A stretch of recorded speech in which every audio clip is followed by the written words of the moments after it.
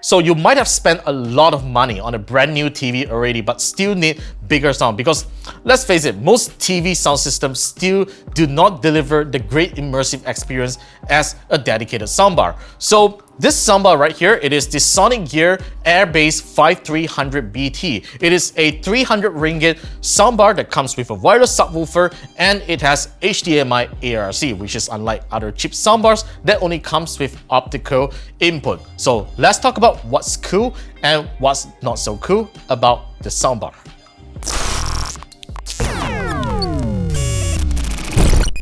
For under 300 ringgit, I wasn't expecting the SonicGear AirBass 5300BT to look this good. I mean, look at this entire soundbar. It just doesn't feel like a 300 ringgit soundbar. On the entire top and front, you get a fabric grille, and on the side, you get a circular texture effect that is made of plastic but doesn't look cheap at all. And on the back, you get this glossy plastic, which is kind of common for most cheap soundbars out there. But most importantly, there are 4 buttons right on the top that feels nice to press. They're not wobbly at all, and they definitely do not feel cheap.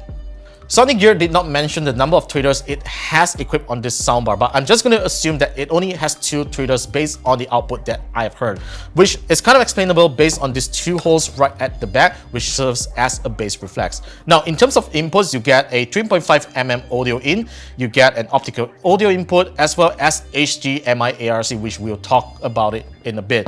This soundbar also supports Bluetooth 5.0 connectivity, and that's actually a great thing because most soundbars out there, even more expensive ones, they still support Bluetooth 5.2. So having Bluetooth 5.0 on the cheap soundbar is a good thing because when you stream music from your phones, it's definitely more reliable and you have better sound quality as well. Now, if you look at this setup right here, this is basically how it is if you set it up at your home, because this subwoofer does not require any connection over to the soundbar. It works wirelessly, there's no pairing process needed, and all you need to do, of course, is to just put this subwoofer right under the floor for that rumbling effect.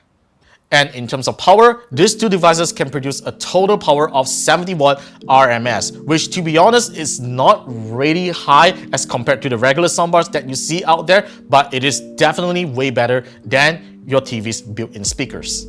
The AirBass 5300BT comes with a very straightforward remote control. Now you get to switch between sources with its dedicated buttons here instead of pressing a SRC button, which is actually great because I really prefer this kind of remote control so that I can just simply press one button to the source that I wanted to switch to. You get playback controls here, you get to adjust the treble and bass levels, you even get to enable a 3D effect that gives you a virtual surround kind of effect. You also get to switch between 3 equalizers depending on the content that you're enjoying on your TV.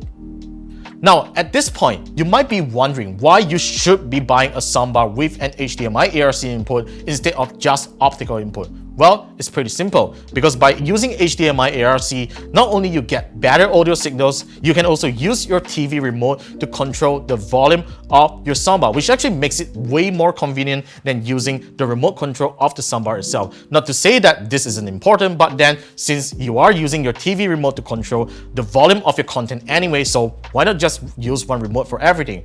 Anyways, another benefit of picking up a soundbar with HDMI ARC is that you eliminate audio delay that is caused by optical inputs. Now, some TVs out there, if you connect a soundbar with an optical audio input, you'll need to configure the delay of sound that is being transmitted to the soundbar, which can sometimes be a little troublesome for those inexperienced users. So for such soundbars, you simply just plug in an HDMI cable to the ARC port at the back of your TV and you're pretty much done. All audio is being returned to the soundbar on whatever source that you are playing on your TV.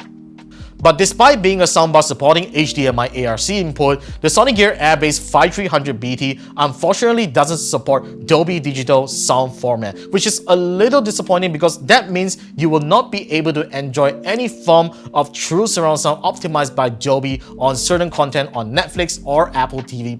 You'll only be able to enjoy sound by using the PCM sound format, which is the typical 2-channel sound format that actually sounds a little flat in my opinion. So that's something that you have to deal with such an affordable soundbar, and it's something that you probably shouldn't complain. Now, we are going to do a sound test on the SonicGear AirBass 5300BT, so make sure you put on your headphones to listen to the actual sound quality. I know this is not exactly a great lab test or whatsoever, but yeah, you'll get an idea on how this soundbar actually sounds like when it is recorded through a microphone. So here we go.